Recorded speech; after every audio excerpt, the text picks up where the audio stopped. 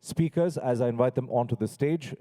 We have with us Sumana Iyengar, CEO and co-founder, Goavega Software.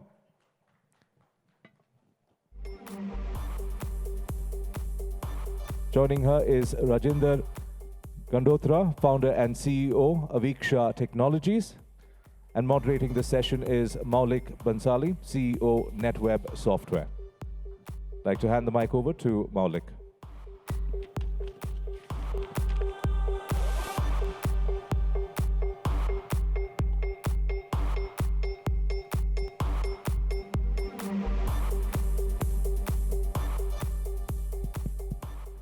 Good afternoon, friends.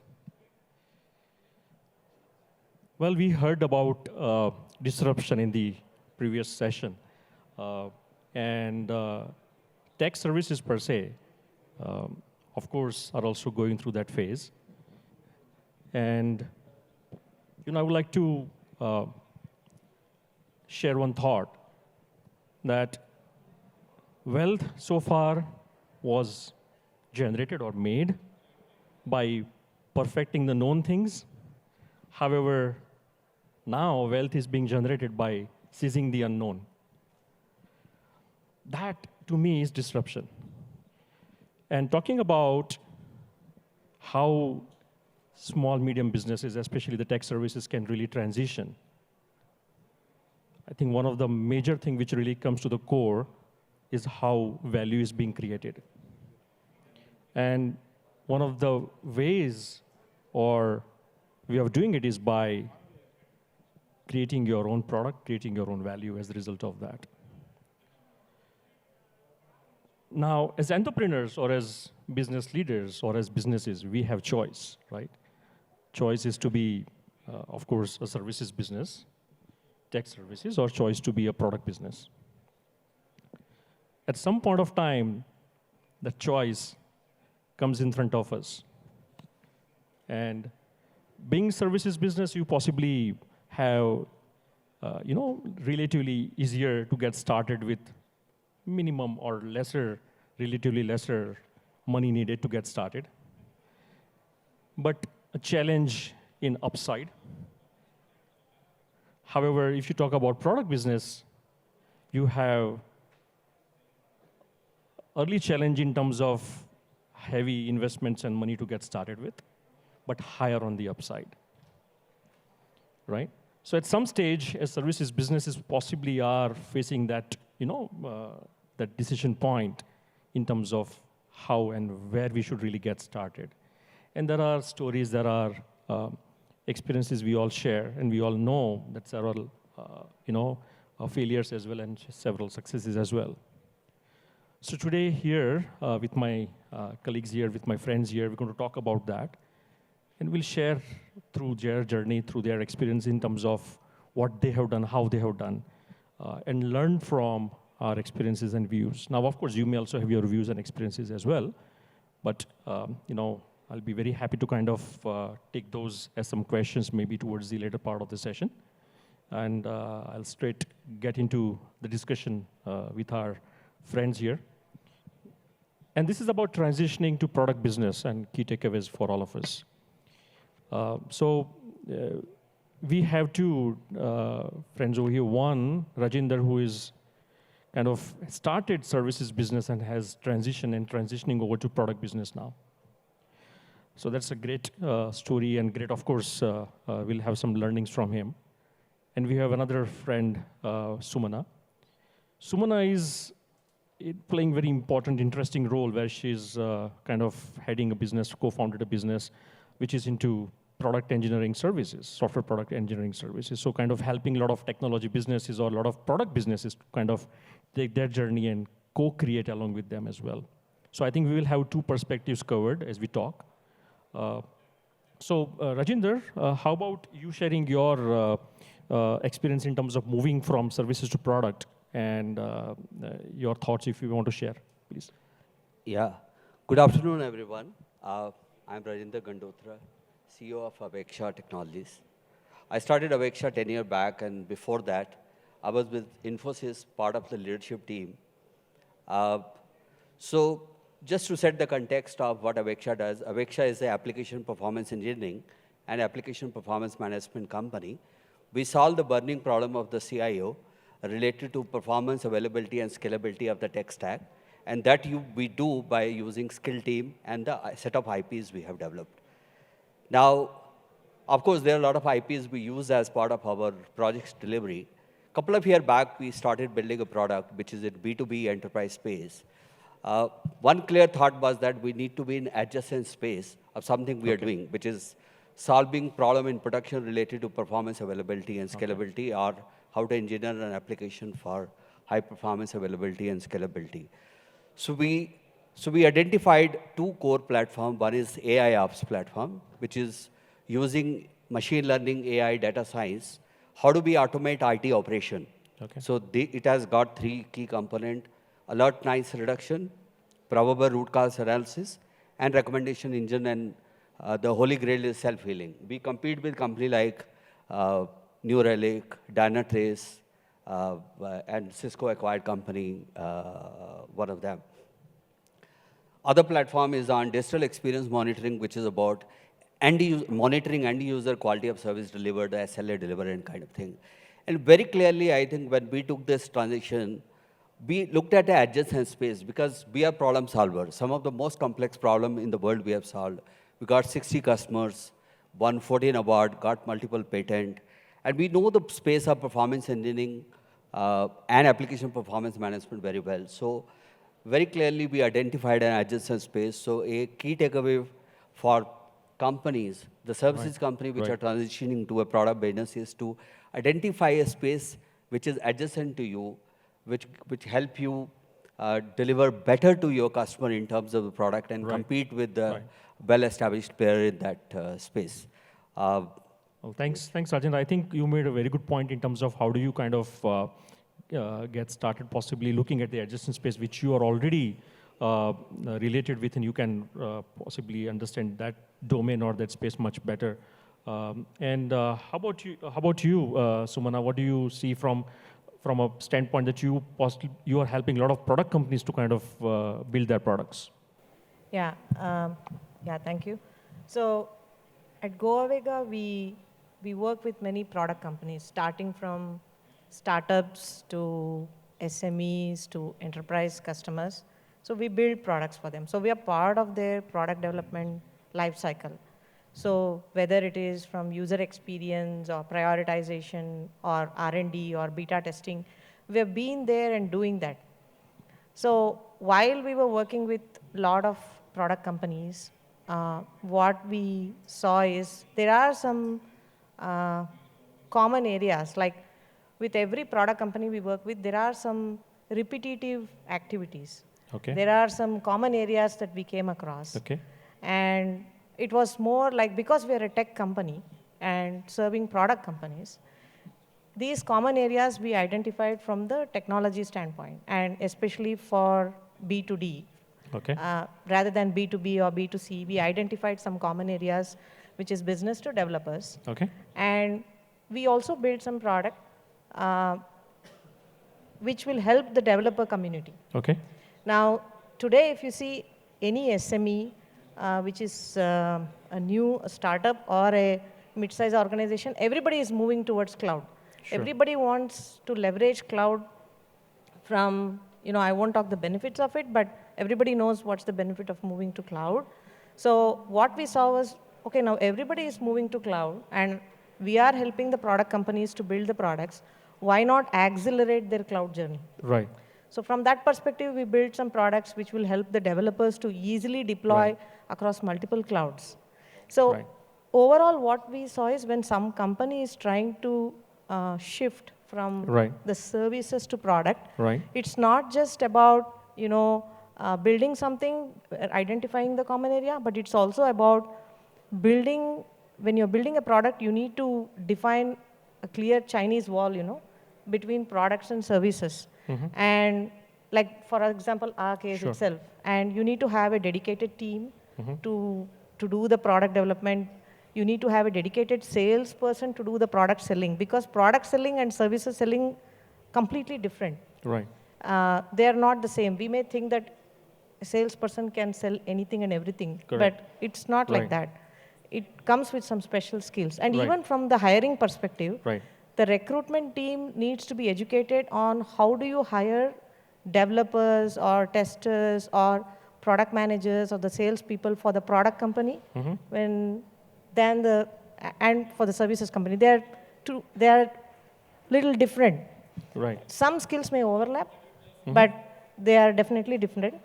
And also for a company shifting from from services to product, the company also needs to build some competencies, whether it is product lifecycle management or a product market strategy, or product engineering and support. They need to build all these skills to be a successful product company from the services company.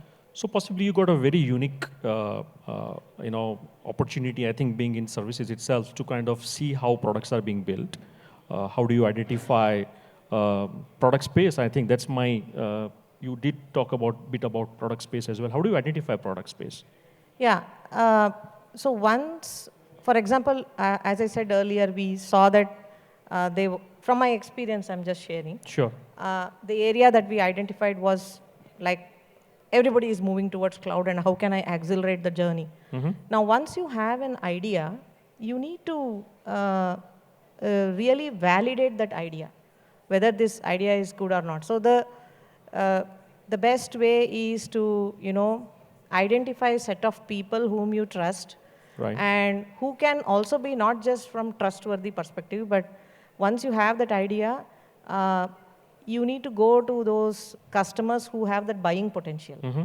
Don't go to everybody who trusts your idea. It's not bad not to, it's not that you shouldn't go, but your end goal is to find the potential buyers for your product. Sure. So once you have an idea, you need to define the value proposition.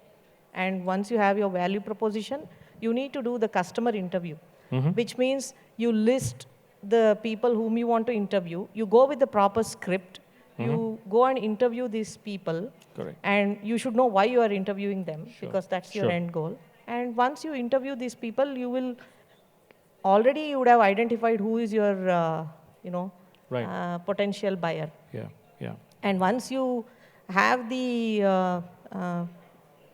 defined this value proposition and you have identified the potential buyer, you go to them and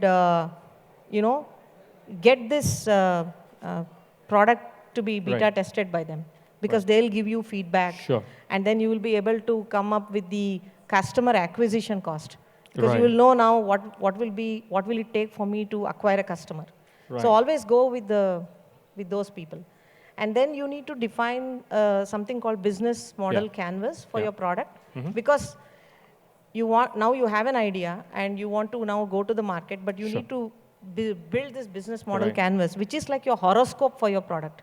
This horoscope will have, you have seen the standard horoscope, right? It will have all those boxes with all the astrological things. Similarly, for your product, you will have what is the problem statement, what's the mission, what's the competitive landscape, what's your customer relationship, customer segment, key partners, key channels, everything, and what's the impact you're going to create with your product. Everything will be defined in your business model canvas.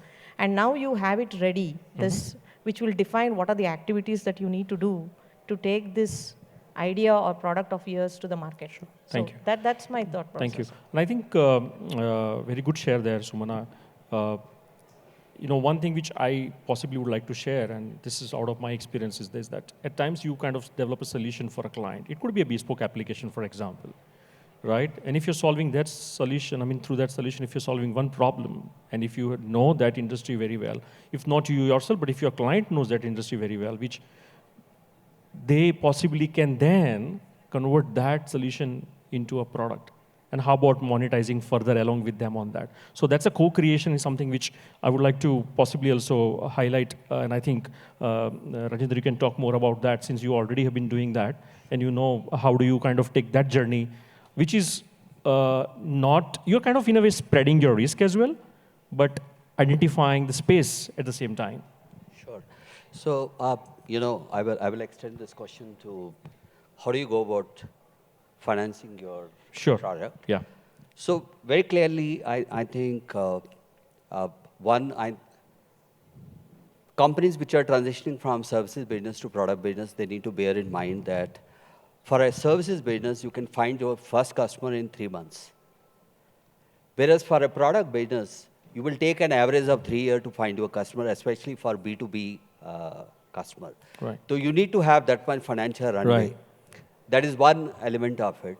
The other element of it is that a lot of companies miss out that thing that product engineering cost is only 15 to 20% of it. Right.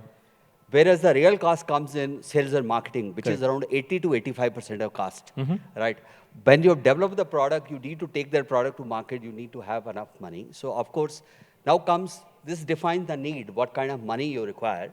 How do you finance this? Of course, the options are co-develop it with the customer, raise the money through VC, or through internal accrual, because you already are generating profit through the services business. Right. In our case, we did an internal accrual based financing of the product, and we were there.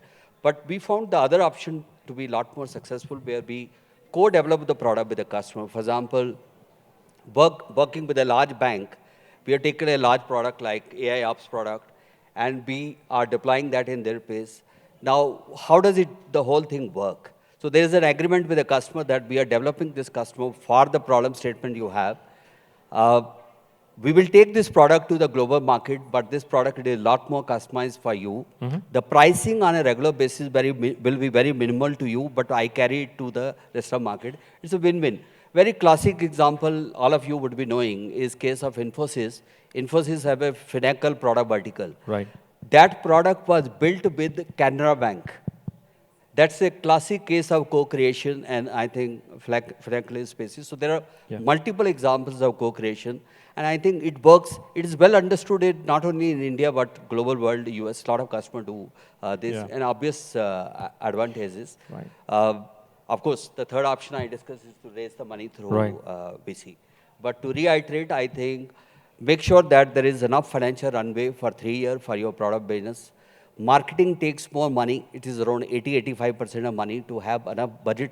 Make sure you are budgeted enough for that purpose. Right. And I think what you mentioned about co-creation, and you referred an example, which also, in a way, in my opinion, really helps you to get the referral. I mean, the first strong referral that you have along with you, which you have co-created along with.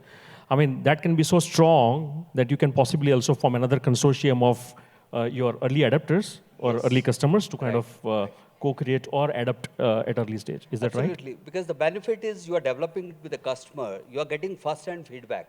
They have their genuine interest to make your product successful. Right. So the chances of you going wrong are very minimal in such a case. Of course, the other side of it is that you have customized that product to that customer needs so much. Right. Is that when you start taking it for a larger workplay, because it becomes like more an app for that customer. But when you start taking a large play, that is where I think, please keep in mind that when you are developing the product, have a larger picture in mind. Okay. Other important thing is you need to develop product, equally spend your energy between the architecture and design of the product and the functionality of the product. Both are equally important. You may have all the functionality, but one large client you have, you can't scale up to that guy's requirement. Sure. So yes, I think there are advantages of co-development because you don't need to. Many cases, the customer itself will fund your thing.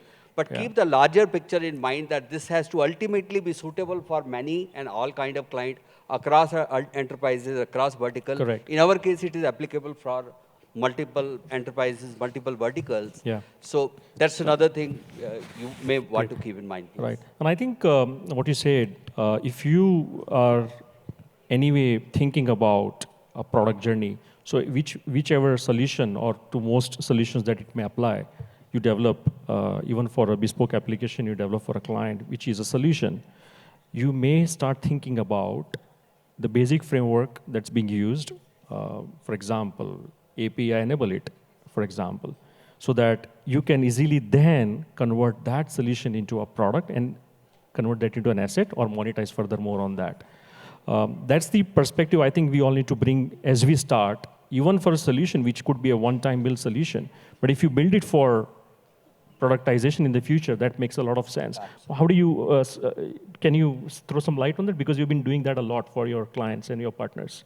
Yeah, so like as I said earlier, we saw these common areas where we were able to identify what is the repetitive thing and how we productize this.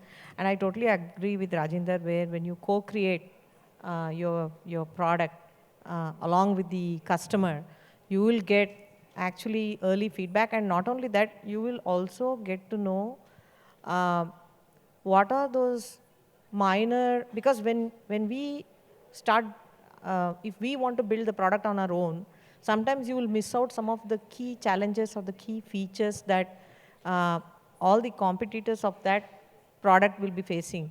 But when you work with the customer will tell you, okay, these are my day-to-day challenges which I cannot find in other products. Right. These are some small things. They are actually very minor, but if you actually incorporate them, it'll take their, it'll make them so happy that, oh my God, now I can do this work without much of, roundabout way of doing this. So co-creating your product with the customer will definitely be an advantage. And because we are a product engineering services organization, we work with our customers in quickly helping them to build the MVP out. Because we have come across with some of our product companies where they have great ideas, tons of things, but they want to get everything done in the phase one. Right. We'll push them back. We'll say, please go with MVP. Take it, validate your idea faster in the market than, doing everything and then going to the market. So that's what we try to help in terms of, building the product. Something which validates early in stage, validates from technology perspective, for example, and from business validation as well. I think that would be a great idea. And I think having, therefore, co-create is a wonderful way of actually doing that. Yes. Rajinder, do you have anything in terms of, I mean, you talked about it a bit, but are there any models that you possibly can refer in terms of co-creation and therefore how it helps you fund the project as well or the product as well? So, Maulik, like I discussed with you, for example, in our case, we are working with a large bank and co-creating the product with them. Of course, the advantage is the early feedback and kind of thing there. Right. So, Sumana, you'd like to add to this? No, I think more or less I just already covered. Right, so I think one thing which I would like to share on the same point, there are, I have come across few interesting commercial models that you possibly can engage with your clients or with your partners, right? One could be on revenue share, right? Second could be part of equity, right? Being a development partner, possibly they need your help, and then you can be, and everyone wants that, you should have your skin in the game, right? And that's how you co-create. So several times in exchange of your technology know-how and technology roadmap, you can possibly share the revenue, right? Or you may possibly become part of the ownership of the product, or maybe the business itself by means of equity. So there are various models that possibly one can look at. And of course, you cannot have one fit for all. So it depends upon how you are really kind of going along with your client or with your partner to create, because they are your partners as well as you create, and you want to take that road along with them. So I think it has to be a win-win situation. And I think it's these are most prevailing models these days. And certainly, I thought I'll share a bit more about that. Anything specific that you would like to share about go-to-market strategy? Because you said again, I heard you said at least twice or thrice that go-to-market is the biggest need as far as the product is concerned. I think you spend a lot of money there as well, right? So what are your experiences and your thoughts on that? So I think as a services company, you already have a couple of clients. So I think the first set of clients will be the one they will give you a lot of hearing. You deploy a product in their stage. I think, look at, without cost deployment, because you also need to perfect your product, make sure that it is working and kind of thing, get an early feedback. But from a go-to-market perspective, I think it's very crucial to define the ICP, that ideal customer profile. It's a fairly evolved exercise, and I'm sure there are a lot of master classes happening to define how do you do the ICP. It is primarily identifying who is your ideal customer. Is it a CIO? Is it an app owner? It is an IT operation owner? Is it a developer and kind of thing? And then you sort of create messaging around that. And in that, I think, of course, you need sales, Sure. which is both the field sales and the inside sales. The other key thing is the partner model. But very big thing is marketing. Once you have a world-class product, you need to be discovered. And marketing, of course, there are multiple tools to be used. For example, content marketing is a big thing, where you write blogs, articles, case studies, video testimonial, or video stories to be discovered. And a lot of search engine optimization, you need to do that. Even in email marketing, you need to message correctly for the right ideal customer you have and kind of thing, and keep pumping in that message. And up to, of course, the customer also go through the whole life cycle stages, where at one stage they're just trying to find out which are the product available in the market, and then they get into a stage, intention stage, that I'm going to buy, and finally they're actually buying and kind of thing. According to that, the messaging need to be articulated properly, because each stage require different messaging, right? So very clearly, marketing will help you get discovered by a client. And of course, there are things like account-based marketing, where you identify 10 or 20 key potential people for you who will either influence or buy your product or take a decision. How do you target messaging to them and kind of thing? So I think marketing plays a very, very significant role in a success of product business. Right. So, and that is where coming back, and of course, the partner model, you cannot be everywhere, anywhere in the world and kind of thing. One, digital is going you a flat opportunity. It's a flat world there. You are equally discoverable as compared to your competition. It's a question of how well you do the job. So I think it is very important to invest in sales and marketing. Partner ecosystem is another very important thing you need to do, because partner provide you reach and relationship to where you can't reach. It's impossible to reach everywhere. Right. And the final word from my side will be participation in events. Participation in event is crucial from both for sales and marketing perspective, but also from getting continuous feedback on the product. Because when you do participate in event, there will be a lot of feedback which will be coming to you. And even in event, I think one of the key learning we have had is that we were there in a Gartner event in Australia. And honestly speaking, we have done no preparation. Preparation to the extent of, what we are going to, what banner we are going to put, but audio video we are going to run and kind of thing. And we were there, and we were expecting people will land up to our stall and we will talk about it. The fact is, you need to spend equal amount of effort and energy before the event, same during the event, and same after the event. Why? Because before the event, you're preparing for the meetings, who you want to invite, who should come to your kind of thing. It's a big thing. Just landing an event will not get you the outcome. Right? So prepare for the event, target the client, because the mailing list is available, set up some 20 meeting. At least you're sure out of the 20 meeting, 10 meeting you get. And even if you convert 5 properly, you got it right. Of course, post-event, there's a lot of activity need to do to round it up properly and kind of thing. So I think it's a great way of doing both marketing, sales of product, but also getting continuous feedback on the product. I think this is my feedback. No, well, very well said and very well shared. Sumana, you have any thoughts? Yeah, I think Rajinder covered most of it. One is the first person who will use your product is somebody who can come through your contacts and references. I think that would be the way you need to go to the market, because you need the first customer through your known contacts and references. Once you get that customer, you will be able to get an early feedback, and you will also be able to capture what is your customer acquisition cost. And then you need to do market sizing. That part I would just like to add, where you need to define what is your TAM, SAM, and SOM, like your targetable addressable market, then your service available market, service obtainable market, because they're all subset of each other. So you need to define this market sizing, because you need to know exactly who is that customer persona you want to target. So you need to define that market sizing.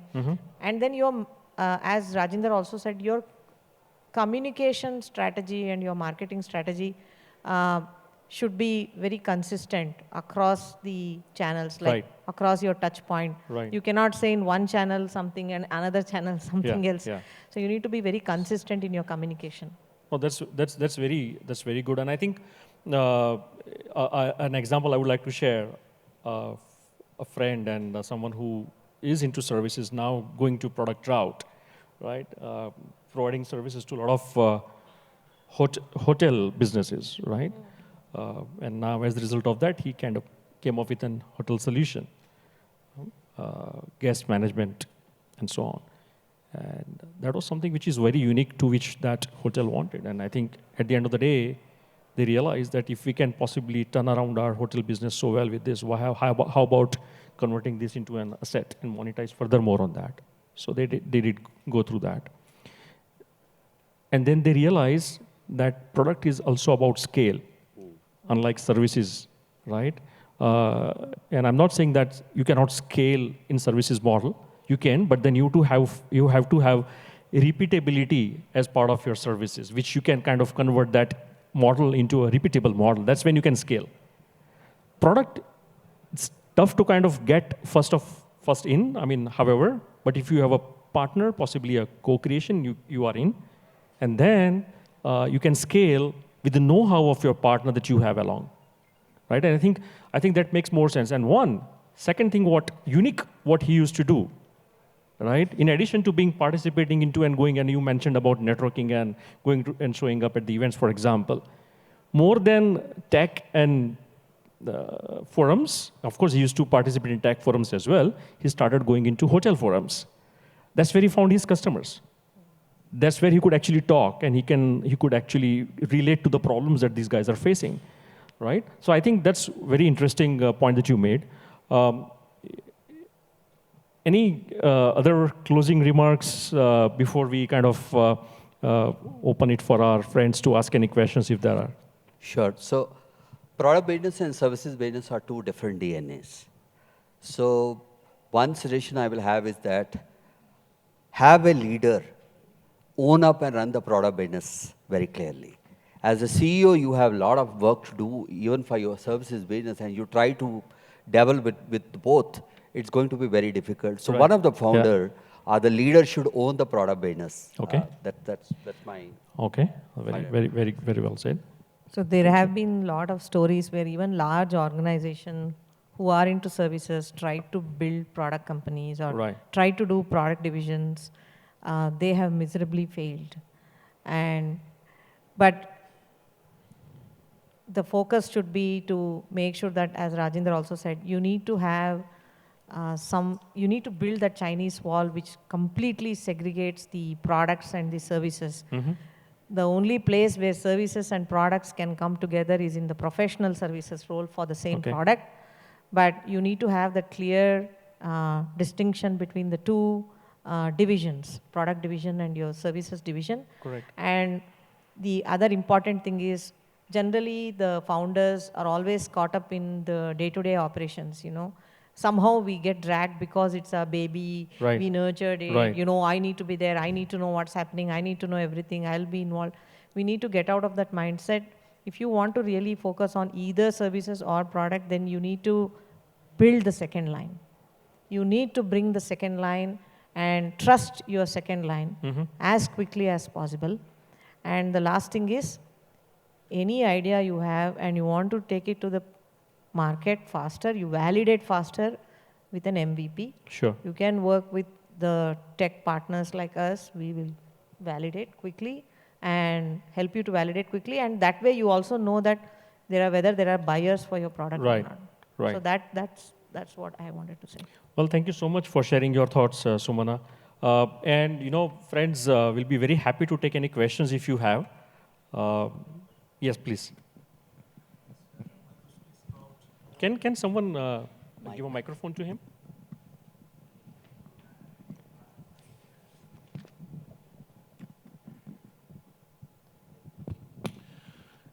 Thank you. My question is about this co-development with multiple customers. Is that a possibility? And that happens when we have to serve different markets, different focus markets, and different class of customers. And it also helps us to evade the trap of solving outdated problems of one customer when the trend, the technology trend, or the market trends are moving to another direction. So any thoughts on that? co-development with multiple customers? Sure. Sumana, would you like to take? Yesterday, I was also thinking about this.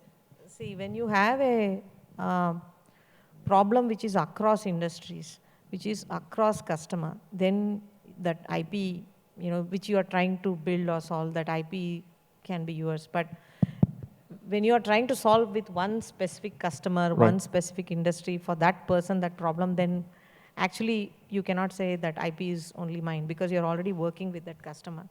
So co-creating with multiple customers, as long as you upfront, tell them that this is what you are trying to resolve across the industry and you get their buy-in, I don't think it's not doable. It's doable, but again, there will be some kind of restrictions that you may have in terms of IP. So I like to add to that. See, it's a very standard industry practice in terms of co-creation and co-development of product. I think the way it works, the contract, you need to obviously have a proper contract with the client. The IP belongs to you. IP belongs to the company. IP, in our viewpoint, does not belong to the customer. Customer have the right to unlimited use of that product. That is where they are co-developing and investing in you. So they have a right of unlimited use, but the license belongs to you. You can take it anywhere. For that matter. Now, question is, do you do it with one or two? It's a choice you want to make, but rather than spreading thin, it will be better to focus on one, take it to a stage, and then amplify or extend from there. That will be my advice. Yeah. And I think there is also possibility to create a consortium, right? So if you want to kind of address different markets possibly, you can create a consortium which you can think little upfront. And possibly talk to your client or to your partner that, you know what, at the end of the day, we all want to kind of increase the size of the cake and, have a larger slice of the cake. How about creating a consortium? So how about creating more partners and partner ecosystem? So I think that's another way you can possibly look at it. And there have been examples where consortiums have been created, and I think they are the early adopters, early users of the product, and they get the benefit of using it too. And then they are partners as well as you monetize further on that. So you can certainly look at that possibility as well. Friends, yeah, one last question, and then we'll have to close because of time. Hi, we built a couple of products with the co-creation model that Rajinder talked about, and it has worked very well. These are vertical-focused, industry-focused products. It worked very well with a couple of customers in both cases. Like we got 2 or 3, and it's very critical for their operations. Like if it is down for even an hour, they'll start calling. Yeah. And we're trying to replicate this success, trying to go to other similar profiles, enterprises. But we are not able to see that kind of a scale, that kind of an adoption. So I'm just trying to figure out, if that's a issue with, maybe sales or marketing or positioning or messaging, or what can be the issue here. Okay. Sure. So I'll take example of Infosys, which co-developed their Sri Lankan core banking product with Canara Bank. Obviously, there is a lot of stamp and the need of Canara Bank when the product was developed. But that's a very crucial thing because you are getting feedback daily on your product and you take product to a stage where you can multiply from there. Of course, there was a re-engineering effort on top of it. They had to do is to make it like one of the things I mentioned, that while you're developing product for one in a co-creation model or co-development model, keep it in mind that you have to serve larger enterprise, more verticals and kind of. If you are able to keep both in mind, you will push in elements of that horizontalness into the product and kind of thing. And I think Finacle is a successful product. We know example of that. But yes, it required a re-engineering at a certain stage to make it scalable. One of the example I gave that you have to cater to this customer have X volume requirement, but your global client will be 10X of that kind of thing. Some of those re-engineering effort, if you try to keep in mind early in the cycle, some of the effort which can happen potentially later can be avoided. Sure. I think very well said and addressed. Friends, we at NASSCOM run very, very interesting program, and I think it is so very involving. It is called Disha. It's a mentoring program, right? And if you are a startup or an SME business, you can certainly take advantage of that, being a member of NASSCOM. We have stalwarts and industry leaders who come and spend their time with the mentees. It's very engaging. They share their experiences, the inputs, thoughts. At times, it also leads them to some useful resources. And I thought of mentioning that because what we are talking in the questions being asked, I think you can certainly take it forward, just not from what you are discussing here, but beyond this room as well, for the future and for the better. And there's a lot of learning that can happen. So I think do take advantage of Disha program, and you can reach out to NASSCOM team for that matter. But thanks again for being so patient, audience. And I know it's lunchtime and you've been still here. Thank you so much, my friends, for sharing your thoughts. I think the key takeaways, in my opinion, are look at the adjacent areas that you are already aware. Second, to spread the risk. Possibly, it's a good idea to kind of co-create.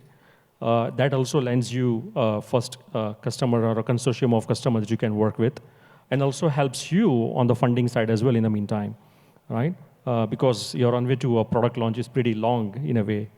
And finally, it's all about creating the right team to be able to execute that and take it forward, which I think Sumana very well said earlier. And you need to have a product organization within your organization, which is, in a way, in my opinion, should be an independent business unit to be run as that, right? So thank you, friends, for patiently listening us, and I hope this session was useful to you. And if you have any more questions, you can ask us and our friends of the dais as well. Thank you. Thank you, Eb. Well, on that note, we'd like to thank our panelists for that very engaging pre-lunch session. I'd like to request Maulik to present a small token of our appreciation to both Sumana and Rajinder.